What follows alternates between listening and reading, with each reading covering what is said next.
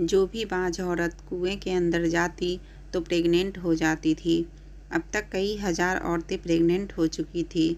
कुएं का राज जानकर आपके भी रोंगटे खड़े हो जाएंगे, क्योंकि मेरी सास मुझ पर बहुत जुल्म करती थी।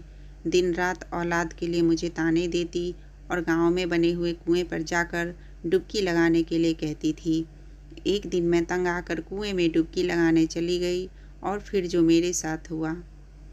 मैं एक छोटे से गांव में अपने माँ, भाई और भाभी के साथ रहती हूँ। दरअसल मेरे भाई की शादी 2 साल पहले ही हुई है। मेरी भाभी का मायका शहर में था और शादी के बाद भाभी हम लोगों के साथ गांव में रहने लगी थी।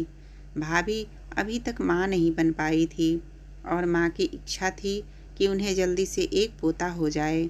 इसलिए माँ भाभी को भी उस कुएं के पास लेकर गई, लेकिन वहाँ जाते ही भाभी ने कहा, ना बाबा ना, मैं तो यह काम नहीं करूँगी। मुझे तो पानी से बहुत डर लगता है। अब भला संतान की खातिर कुएं में कौन उतरता है। जिसे भगवान ने संतान देनी होती है उसे वैसे ही दे देता है। मुझे पूरा भरोसा है कि भगवान मेरी गोद जरूर भरेंगे, इसलिए मुझे यह सब करने की ज़रूरत नहीं है। मेरी भाभी ने तो माँ की बात सुनते ही साफ मना कर दिया। उनके चेहरे पे डर साफ दिखाई दे रहा था। मेरी माँ के माथे पे बल पड़ गए थे। वह कहने लगी, क्या हो जाएगा अगर तुम कुएं में उतर गई तो? मर तो नहीं जाओगी ना? तुमने खुद अपनी आंखों से देखा है कि हमारी पड़ोसन सुधा की बहू भी माँ नहीं बन पा रही थी, और जब वह कुएं के अंदर गई तो भगवान ने उसे बेटा दिया। और भी इसी तरह से ना जाने कितनी औरतों को माँ बनने का सौभाग्य मिला है। एक तुम हो शहर की लड़की, दूसरे की बात तो तुम्हें समझ में ही नहीं आती है। लेकिन भाभी अब भी नहीं मान रही थी। वह कहने लगी, नहीं मम्मी, इसमें कुएं का कोई कमाल नहीं है, बल्कि भगवान ने ही उस लड़की की किस्मत में संतान का सुख लिखा होगा। भाभी की बात सुनकर माँ का पारा चढ़ गया। वह कहने लगी, तुम जैसे नास्तिक लोग क्या समझो? मुझे पता है कि तुम्हें शहर की हवा लगी हुई है। जो लड़की शहर में पली बढ़ी होती है वह तो गांव वालों को बेवकूफ़ ही समझती है। तुम भी अपने दिल में यही सोच रही होगी कि तुम्हारी सास को क्या पता है, यह तो बातें बनाती है, मगर ऐसा नहीं है। इन चीज़ों में भगवान का आशीर्वाद होता है, भगवान की खास नज़र होती है। अगर मैं तुम्हें सच बताऊं तो मेरा तो बिल्कुल भी दिल नहीं था कि मैं अपनी बहू शहर से लेके जाऊं। मैं तो गांव की अपनी जैसी ही सीधी साधी लड़की को अपनी बहू बनाना चाहती थी, मगर क्या करूं? जब मेरे पति के दोस्त ने मेरे पति के सामने अपने हाथ जोड़ दिए तो हमें मजबूरी में तुम्हें अपनी बहू बनाना पड़ गया। मगर अभी मेरे पति तो भगवान को प्यारे हो गए हैं और मैं तुम्हें झेल रही हूँ। लेकिन तुम किसी गलत फहमी में मत रहना कि तुम मेरे पति के दोस्त की बेटी हो तो मैं तुमसे कुछ नहीं कहूँगी। तुम्हारी शादी को 2 साल हो गए हैं। अगर तुम मुझे अभी पोता नहीं दे पाई तो मैं अपने बेटे की दूसरी शादी कराऊंगी। मेरे बेटे को रिश्ते की कोई कमी नहीं है। इतना कहकर अपने पैर पटकती माँ कमरे से बाहर निकल गई। भाभी की आंखें आंसुओं से भर गई थी। मुझे उनकी तरफ देखकर बहुत ज़्यादा दुख हो रहा था। वह बहुत सुंदर, सीधी सादी और मासूम सी लड़की थी, मगर मेरी माँ सुबह शाम उन्हें ताने देती थी और कोसती रहती थी, जिसकी वजह सिर्फ यही थी कि वह शहर से आई थी, जबकि हम लोग गांव के रहने वाले थे। शाम में जब भाई अपनी दुकान से वापस आए तो माँ ने भाभी को डराने के लिए उनसे भी कहा कि तुम दोनों पति पत्नी के पास बस 6 महीने का ही समय है। अगर तुमने इतने समय में मुझे खुशखबरी दे दी तो ठीक है, वरना तो फिर मैं तुम्हारी दूसरी शादी करवा दूंगी। माँ की यह बात सुनकर भाई बहुत ज़्यादा परेशान हो गए। वह कहने लगे, माँ, आप कैसी बातें कर रहे हैं? मेरी पत्नी में किसी भी चीज़ की कोई कमी नहीं है। भगवान की कृपा से वह बहुत ज़्यादा खूबसूरत और पढ़ी लिखी समझदार है। उसने हमारे पूरे घर को संभाला हुआ है, और अब आप मेरी दूसरी शादी बीच में कहाँ से ले आई? माँ कहने लगी कि समझदार तो गांव की लड़कियां भी होती हैं, लेकिन मुझे सिर्फ अपने पोते से मतलब है। अपने बाद तुम यह ज़मीन जायदाद किसके नाम पर छोड़कर जाओगे? कोई तो तुम्हारा नाम लेने वाला होना चाहिए। मुझे तो हर हाल में पोता चाहिए। बस मैं और कुछ नहीं जानती हूँ। माँ की बात सुनकर भाई चुप ही रहे। माँ ने अचानक से भाई का हाथ उठाकर अपने सर पर रख दिया और कहने लगी, तुझे मेरी कसम है, अगर मुझे 6 महीने के अंदर खुशखबरी नहीं मिली तो मैं तुम्हारी दूसरी शादी कर दूंगी और तू मेरी बात से इनकार नहीं करेगा।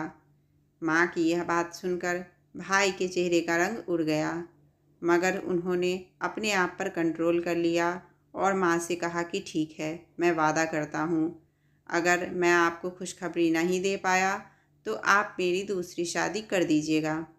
भाई और माँ की बातें भाभी अपने कमरे में खड़ी सुन रही थी। जब भाई ने माँ से दूसरी शादी के लिए हामी भरी तो भाभी की आंखों में आंसू गिरने लगे थे। मैंने अपनी भाभी को तसल्ली दी और उनसे कहने लगी कि आप फिक्र ना करें, भाई ने तो सिर्फ माँ का दिल रखने के लिए यह सब कुछ कह दिया होगा। भाई ऐसा कुछ नहीं करने वाले हैं। लेकिन भाभी के आंसू रुकने का नाम नहीं ले रहे थे। वह कहने लगी, कोई भी इतनी बड़ी बात ऐसे ही मजाक में नहीं करता है। तुम भगवान से प्रार्थना करो कि सब ठीक हो जाए। उसके बाद भाभी खामोश होकर बैठ गई। फिर वह रात के खाने के लिए भी अपने कमरे से बाहर नहीं आई। मैं एक थाली में भाभी के लिए खाना उनके कमरे में लेकर गई, लेकिन भाभी ने खाना नहीं खाया। सुबह भी वह कमरे से नहीं निकली। भाई भी बहुत ज़्यादा परेशान लग रहे थे। जाहिर सी बात है, उन्होंने अपने कमरे में अपनी पत्नी को मनाने की कोशिश की होगी, मगर वह मानने के लिए तैयार नहीं होगी। बात ही ऐसी थी, वह कैसे मान जाती। भाई भी खाना खाए बगैर ही अपनी दुकान पर चले गए थे। यह बात माँ को बहुत बुरी लगी। जैसे ही भाई घर से अपनी दुकान के लिए निकले, माँ आंगन में आकर बैठ गई और अपना मुंह भाभी के कमरे की तरफ कर लिया और ऊंची ऊंची आवाज़ में कहने लगी कि कोई भी लड़का यूं ही किसी लड़की के पीछे नहीं आता। लड़की की तरफ से ही कोई इशारा मिलता है, तभी लड़का उसका दीवाना होता है। मैंने तो मेरे पति से कहा था कि आपके दोस्त की बेटी में ही कोई खराबी है, मगर वह कहने लगे कि मेरा दोस्त मेरे पैर पर गिर गया था, हाथ जोड़ने लगा और कहने लगा, नहीं, मेरी बच्ची तो बहुत मासूम है, आप उसको अपनी बेटी के लिए पसंद कर लो। अगर यह लड़की शरीफ होती तो क्या उसके यह तरीके होते। इसकी वजह से इसका पति भूखा घर से बाहर काम पर चला गया। जब से यह शहरी औरत हमारे घर में आई है, तब से यही सब कुछ हो रहा है। मेरा मासूम सा बच्चा, इससे शादी करके तो उसकी ज़िंदगी खराब हो गई। माँ भाभी को बहुत कड़वी कड़वी बातें सुना रही थी। मैं अपने कमरे में बैठी यह सोचने पर मजबूर हो चुकी थी कि अब पापा तो नहीं रहे, फिर भी माँ उनके दोस्त की बेटी के साथ ऐसा व्यवहार कर रही है। इतना बुरा व्यवहार तो कोई गैर के साथ भी नहीं करता। असल में हुआ कुछ ऐसा था कि भाभी जब शहर में रहती थी और कॉलेज जाया करती थी, तो उनके क्लास का एक आवारा लड़का उनका पीछा करने लग गया था और वह भाभी से प्यार करने लगा था, उनसे शादी करना चाहता था। लेकिन वह एक बिगड़ा हुआ लड़का था और ना ही उसका ताल्लुक़ किसी अच्छे ख़ानदान से था। वह एक आवारा किस्म का लड़का था, इसलिए भाभी के मम्मी पापा ने उनका रिश्ता लेने से मना कर दिया। भाभी अपने मम्मी पापा की इकलौती बेटी थी। उस लड़के ने धमकी दी कि अगर शादी नहीं की तो लड़की को उठाकर ले जाएगा। उसकी यह बात सुनकर आंटी अंकल के तो होश ही उड़ गए थे। इन हालात की वजह से आंटी अंकल बहुत ज़्यादा परेशान हो गए थे। अगर ये सब नहीं होता तो वह कभी भी अपनी बेटी का रिश्ता गांव में रहने वाले लड़के से नहीं करते। लेकिन जब उन्होंने देखा कि हालात इतने ज़्यादा ख़राब हो गए हैं, तो उन्होंने मेरे पापा से इस रिश्ते की बात की। पहले तो यह बात सुनकर पापा बहुत ज़्यादा खुश हुए और कहने लगे, हाँ हाँ क्यों नहीं। लेकिन जब पापा को पता चला कि भाभी के पीछे गुंडे लड़के लगे हुए हैं, तो उन्होंने यह रिश्ता लेने से मना कर दिया था। वह कहने लगे, दुनिया में मेरा एक ही बेटा है, अगर हमने इस तरह एक बिगड़ी हुई लड़की के साथ उसका रिश्ता कर दिया तो मुझे डर है कि मेरे बेटे के साथ कुछ गलत ना हो जाए। वह गुंडे तो उसे मार ही डालेंगे। कहीं वह लड़के अपना बदला मेरे बेटे से ना ले ले। इसलिए मैं तुम्हारी बेटी का रिश्ता अपने बेटे के साथ नहीं कर सकता। लेकिन अंकल ने मेरे पापा के आगे अपने हाथ पैर जोड़ दिए थे, उनके पैरों में बैठ गए थे और कहने लगे, मेरी बेटी का रिश्ता ले लो, नहीं तो उसकी ज़िंदगी बर्बाद हो जाएगी। पता नहीं वह गुंडे उसके साथ क्या क्या करेंगे। मेरे पापा ना चाहते हुए भी अपने दोस्त की बात मानने पर मजबूर हो गए। इस तरह भाभी की शादी मेरे भाई के साथ हो गई। भाभी एक बहुत ही अच्छी, सुलझी और समझदार लड़की थी। उनको हमारे घर में आए हुए 2 साल हो गए थे, मगर मैंने उनमें कोई भी बुराई नहीं देखी थी। उन्होंने कभी भी मेरे भाई के साथ कोई लड़ाई झगड़ा नहीं किया था और ना ही किसी बात की कोई शिकायत की थी। यहाँ तक कि उन्होंने माँ को भी कभी किसी बात पर कोई जवाब तक नहीं दिया था। पूरे घर का काम भी वही करती थी, मगर फिर भी माँ उनसे नाराज़ ही रहती थी। माँ का यही कहना था कि शहर की लड़कियाँ अच्छी नहीं होती है। मैं अपनी माँ को समझाती रहती थी कि माँ, आप इस तरह भाभी को नहीं कहा करो। हमारी भाभी हर तरीके से एक अच्छी लड़की है, आपको उनकी कदर करनी चाहिए। मगर माँ यह बातें कहाँ समझती थी।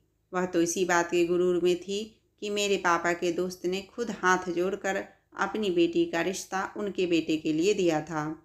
इस वजह से वह अपनी नज़रों में भगवान बन बैठी थी और जो भी बात उनके मुंह में आती वह भाभी को सुना देती थी। माँ के यह तौर तरीके देखकर मैं बहुत डरती रहती थी। मुझे तो इस बात का डर था कि कहीं जो कुछ वह भाभी के साथ कर रही है वह मेरे सामने ही ना आ जाए, कहीं अपनी माँ के व्यवहार की सज़ा मुझे ना मिल जाए। जब मैं अपनी माँ से यह बात कहती तो वह मुझसे कहती, तुम्हारे साथ ऐसा कुछ नहीं होगा, तुम बेफिक्र रहो, तुम गांव की लड़की हो, तुम्हारे पीछे कौन सा कोई लड़के लगे हुए हैं जिसकी वजह से तुम्हें ससुराल में जाकर यह सब बातें सुननी पड़ेगी। माँ तो बगैर सोचे समझे अपना मुंह फाड़ फाड़ के यह सब बातें कह देती थी, जबकि मैं तो अंदर तक हिल कर रह जाती थी। खैर, माँ के चीखने चिल्लाने से भाभी डर कर कमरे से बाहर आ गई और चुपचाप नाश्ता बनाकर कर लिया और हमेशा की तरह वह घर के कामकाज फिर से करने लगी। मगर मैंने उनके चेहरे पर कोई भी मुस्कुराहट नहीं देखी। जब वह किचन में काम कर रही थी तो मैं उनके पास चली गई। मुझे देखते ही वह मेरे गले से लगकर रोने लगी और कहने लगी, देख लो, तुम्हारी माँ मेरा घर उजाड़ना चाहती है और वह अपने लिए दूसरी बहू लेकर आना चाहती है। जब तुम्हारी दूसरी भाभी इस घर में आ जाएगी तो मैं यह घर छोड़कर हमेशा के लिए चली जाऊंगी। मैं इस घर में नहीं रह सकती हूँ। मैंने भाभी को तसल्ली दी और उनसे बोली, ऐसा कुछ नहीं होगा, आप बेफिक्र रहो। भाभी फूट फूट कर रोने लगी और बोली, जब तुम्हारे भाई ने दूसरी शादी की हामी भर दी है तो फिर भला उसे कौन रोक सकेगा। मगर मैं तुम्हें एक बात साफ साफ बता देती हूँ कि मैं अपने पति को किसी दूसरी औरत का होते हुए नहीं देख सकती हूँ। मैं किसी भी हाल में अपनी सौतन के साथ नहीं रह सकती हूँ। मैं यहाँ से चली जाऊँगी। मैं हंसी और भाभी से कहने लगी, भाभी, इतना सीरियस होने की ज़रूरत नहीं है, सब कुछ ठीक हो जाएगा। फिर मैंने भाभी को मशवरा दिया कि जब भाई आपको मनाने की कोशिश करे तो आप उनसे झगड़ा ख़त्म कर लेना और फिर उनसे कहना कि वह आपको शहर लेकर जाएं और आपका चेकअप किसी अच्छे डॉक्टर से करवाएं। भगवान की कृपा से आपको संतान हो जाएगी। भाभी को मेरा यह मशवरा अच्छा लगा तो वह एकदम से मुस्कुरा दी और मेरे गले लगकर बोली, बहुत एहसान है कि तुमने मुझे यह मशवरा दिया है, मैं आज ही उनसे बात करती हूँ। फिर ऐसा ही हुआ। अगले दिन ही भाई भाभी को शहर लेकर चले गए। माँ ने बहुत मना किया मगर वह कहाँ रुकने वाले थे। भाई ने कहा कि माँ, जो बातें आपकी मानने वाली होती है वह बातें मान लेता हूँ और मैं अपनी तसल्ली के लिए इसको शहर लेकर जाना चाहता हूँ। भाई और भाभी शहर चले गए और पूरे 1 हफ्ते बाद ही वापस आए थे, क्योंकि भाभी अपनी माँ के घर रुक गई थी। जब वह दोनों वापस आए तो भाई बिल्कुल नॉर्मल थे, मगर भाभी का चेहरा उतरा हुआ था। मैं भाभी के पास गई और बोली, मुझे पता है आप अपनी माँ का घर छोड़कर आई हो, इस वजह से आप बहुत परेशान और उदास हो। आपका दिल अपनी माँ को छोड़कर आने का नहीं कर रहा होगा, मगर आप फिक्र ना करो, 1-2 दिनों में आपको यहाँ अच्छा लगने लगेगा। भाभी की आंखों में एकदम आंसू आ गए। वह कहने लगी, नहीं, ऐसी बात नहीं है, मेरी परेशानी की वजह कुछ और ही है। मैं बोली, अच्छा क्या बात है, मुझे बताएंगे। मुझे इस बात की उम्मीद नहीं थी कि भाभी मुझे कोई ऐसी बात बताएंगी। कि मेरे सर पर क़यामत टूट पड़ेगी। जब भाभी ने रोते हुए मुझे बताया कि वह बांझ है, डॉक्टर ने उनसे कहा है कि वह कभी भी संतान को जन्म नहीं दे सकेगी। उनकी बात सुनकर मैं हैरान रह गई और भाभी से कहने लगी कि यह कैसे हो सकता है। भाभी कहने लगी, मुझे तो कुछ भी नहीं पता मेरे साथ क्या हो गया। मुझे पूरा यकीन था कि एक न एक दिन मेरे घर में बच्चे खेलेंगे, मेरे घर में भी बच्चों की किलकारियाँ गूंजेगी। अब तुम ही मुझे बताओ कि मैं क्या करूं। मैं बोली, भाभी, भाई दुकान से वापस आते हैं तो बात करते हैं। भाभी कहने लगी, तुम्हारे भाई ने कहा है कि वह मेरा पूरा पूरा साथ देंगे। मैं उन्हें संतान नहीं दे सकती, तब भी वह मुझे नहीं छोड़ेंगे और मेरी हर चीज़ का ख्याल रखेंगे। मुझे कोई परेशानी नहीं होने देंगे। मैंने भाभी से पूछा, तो क्या भाई दूसरी शादी कर लेंगे? भाभी तो अपना सर झुका दिया और कहने लगी, मेरे सामने तो उन्होंने यही कहा है कि वह दूसरी शादी नहीं करेंगे, मगर तुम तो सब कुछ जानती हो, पहले ही वह अपनी माँ के सर की कसम खा चुके हैं। मुझे तो यही लगता है कि जब उनकी दूसरी शादी होकर ही रहेगी। मैं बोली, भाभी, अब आपने क्या सोचा है, आप क्या करेंगी? भाभी ने उदासी से कहा, अब मुझे क्या करना है, अब मैंने सब कुछ हालातों पर छोड़ दिया है। मेरे हालात ही तय करेंगे कि मेरी मंजिल क्या है। मैंने भाभी से कहा, आप एक बार माँ की बात मान लो और उनकी खुशी के लिए उस कुएं में उतर जाओ। मैं जानती हूँ आपको डर लगता है, मगर फ़िलहाल आपके लिए यही ठीक रहेगा। माँ कम से कम 6 महीने इंतज़ार कर लेंगी और 6 महीने बाद माँ भाई को शादी का कहेंगी तो आप एक बार फिर से कुएं में उतर जाना। इस तरह से हम माँ के सामने भाई की दूसरी शादी बचाते रहेंगे और फिर टालते रहेंगे। फिर आखिरी में वह दिन भी आ जाएगा जब भाई में इतनी हिम्मत पैदा हो जाएगी कि वह खुद माँ से कह देंगे कि मैं दूसरी शादी नहीं करना चाहता। भाभी कुछ सोचकर बोली, तुम ठीक ही कह रही हो, मगर मुझे पानी से बहुत डर लगता है। मैं बोली, भाभी, आप अपने डर को छोड़ दो। अपने पति को खोने से तो बेहतर है कि एक बार कुएं में उतर जाओ। जब इस बार माँ आपसे कहेंगी कि मेरे साथ कुएं पर चलो तो आप फ़ौरन मान जाना। भाभी ने मेरी बात पर हाँ में सर हिला दिया। माँ ने जब भाई से पूछा कि डॉक्टर ने क्या कहा तो भाई बोले, डॉक्टर ने कहा है आपकी बहू बिल्कुल ठीक है, उसे किसी तरीके की कोई बीमारी नहीं है और बच्चे पैदा होने में जो देर हो रही है वह भगवान की तरफ से ही है। माँ कहने लगी, बहू, अभी भी तुम्हारे पास समय है, मेरे साथ कुएं पर चलो। मैंने बहुत सी बांझ औरतों को माँ बनते हुए देखा है, तुम तो फिर भी पूरे तरीके से ठीक हो, तुम्हें कोई बीमारी भी नहीं है। ऐसी हालत में तो तुम्हें जल्दी बच्चा हो जाएगा। भाभी कहने लगी, माँ जी, अगर आपकी खुशी इसी में है तो मैं भी आपके साथ चली जाती हूँ। भाभी की बात सुनकर माँ बहुत ज़्यादा खुश हो गई।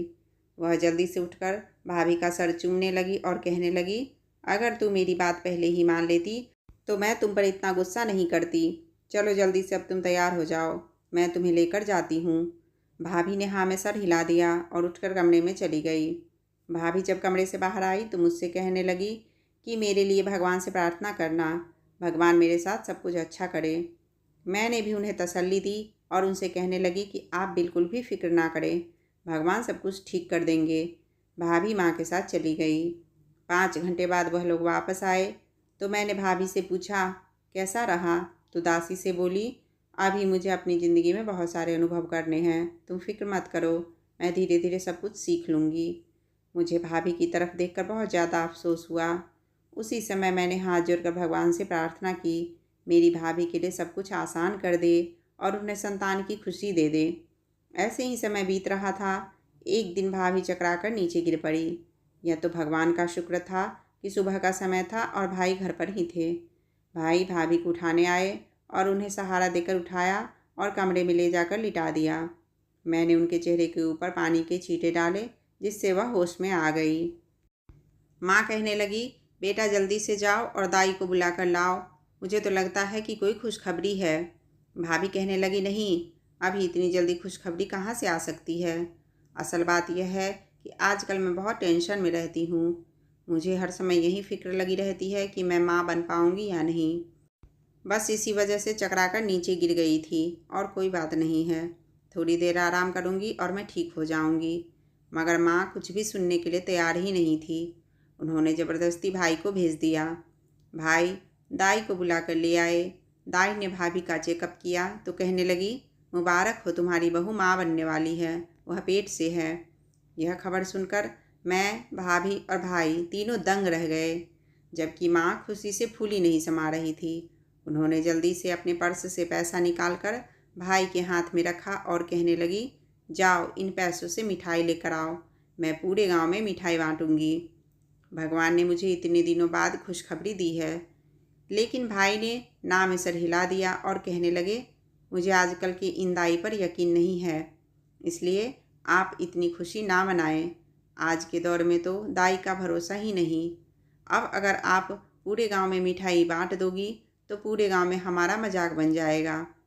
माँ को गुस्सा आ गया और वह कहने लगी, भगवान ने आज मुझे खुशखबरी सुनाई है तो तुम यह सब कुछ कहकर मेरी खुशी को मातम में मत बदलो। तुम चुपचाप जाकर मिठाई लेकर आओ। भाई ने अभी भी ना में ही सर हिला दिया। वह कहने लगे, माँ, जब तक मैं शहर के डॉक्टर से चेकअप नहीं करवा लूँगा मैं कोई मिठाई नहीं लाऊँगा। और मैं आपसे भी यही कह रहा हूँ कि यह खबर आप अभी किसी को नहीं बताना, सिर्फ अपने तक ही रखना। माँ कहने लगी, तो फिर इंतज़ार किस बात का है? आज शाम की बस से ही हम सब शहर जाकर वहाँ के डॉक्टर से चेकअप कराते हैं। माँ ने तो अफरा तफरी मचाई हुई थी। वह तो कल का भी इंतज़ार करने के लिए राज़ी नहीं थी। इसलिए हम लोग मजबूरन शाम की बस से ही भाभी के घर जा रहे थे। भाभी रास्ते में बहुत ज़्यादा उदास और परेशान थी, जबकि माँ की तो जान पर बनी हुई थी। वह भाभी को हंसाने की कोशिश कर रही थी और कहने लगी, अगर तुम इस तरह नाराज़ रहोगी तो मेरे पोते की सेहत पर बुरा असर पड़ेगा। खुश रहो ताकि मेरा होने वाला पोता खूबसूरत और तंदुरुस्त पैदा हो। माँ की बातें सुनकर भाभी और ज़्यादा परेशान होने लगी। खैर, हम रात को घर पहुँचे। माँ तो चाहती थी कि उसी समय जाकर भाभी का चेकअप करवा दे, मगर आंटी ने कहा कि ऐसी भी क्या जल्दी है, आप सुबह आराम से डॉक्टर के पास जाना। सुबह होते ही माँ ने शोर मचा दिया, उन्हें डॉक्टर के पास जाना है। जब भाई ने माँ से कहा, भगवान का नाम लो और थोड़ा सब्र करो, अभी तो हॉस्पिटल भी नहीं खुले होंगे। और फिर आखिरकार बहुत मुश्किल से माँ ने 9 बजे तक इंतज़ार किया और 9 बजते ही माँ शोर मचाकर भाभी को अस्पताल लेकर चली ही गई। मुझे बहुत ज़्यादा फिक्र थी।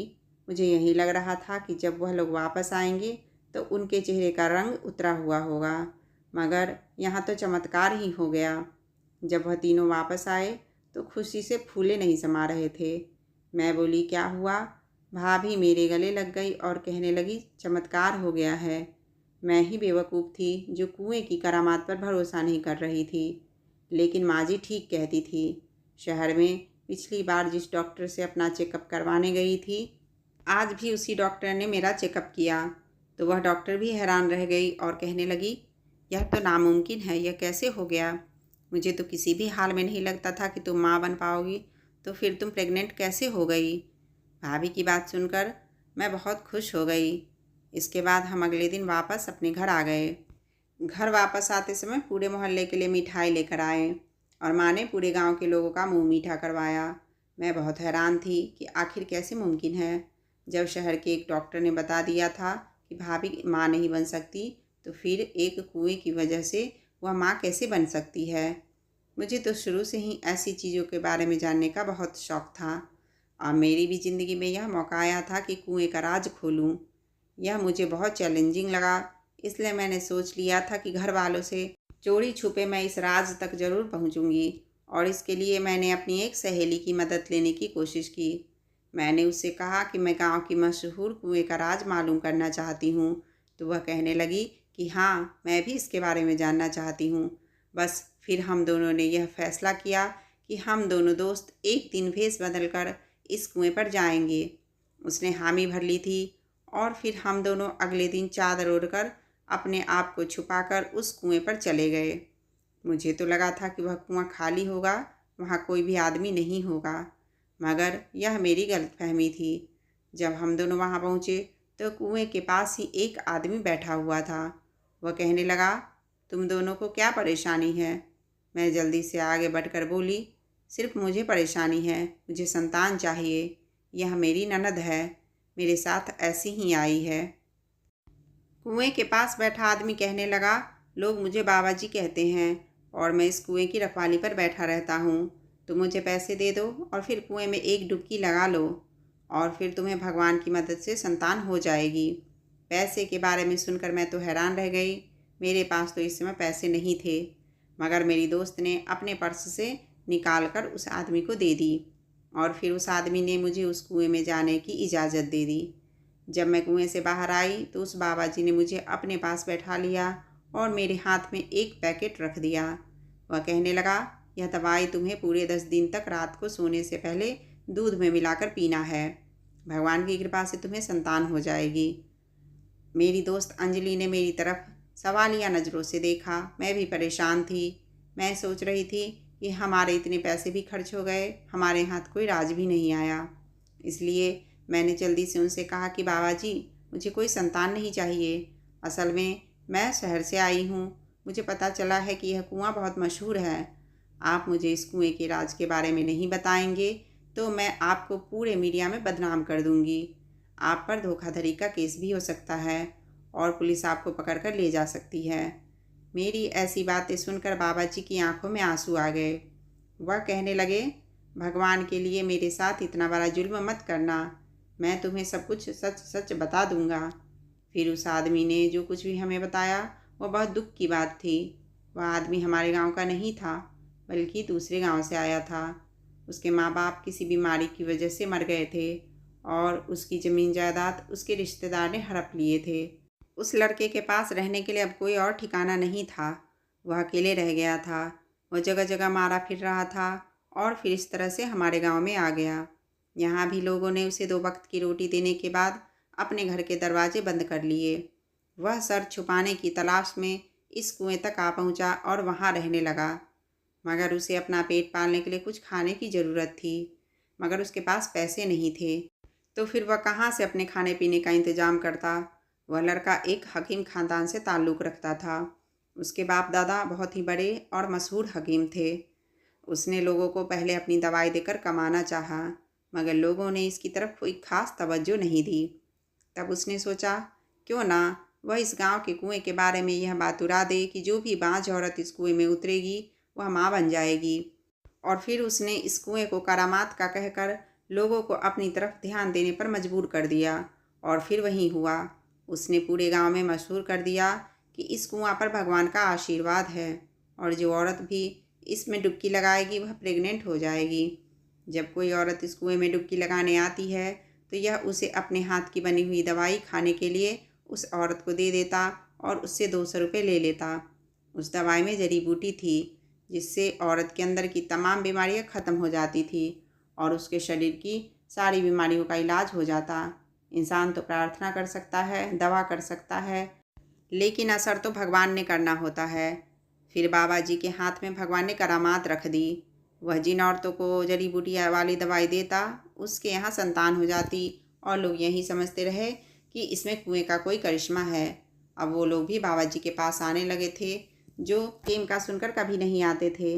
इस तरह मेहनत से कमाकर बाबा जी अपना गुजारा कर रहे थे। उन्होंने बहुत सी औरतों की मदद की। मैंने जब उनकी सारी बातें सुनी तो उनसे बोली कि बाबा जी आप फिक्र ना करो, हम आपका राज राज ही रखेंगे। आपका यह राज कभी कोई नहीं जान सकेगा। उसने हमारा शुक्रिया अदा किया और हम दोनों सहेली वहाँ से वापस घर आ गए। उस दिन की वजह से मेरी भाभी तलाक से बच गई। 9 महीने बाद मेरी भाभी ने लड़के को जन्म दिया। आज मेरा घर किसी स्वर्ग से कम नहीं है। अब तो मैं हर बाँझ औरत को यही मशवरा देती हूँ, वह भी कुएं के पास जाए, क्योंकि इस कुएं में भगवान का आशीर्वाद है। आपको कहानी अच्छी लगी तो लाइक करें और चैनल को सब्सक्राइब कर दें। आपका बहुत बहुत धन्यवाद।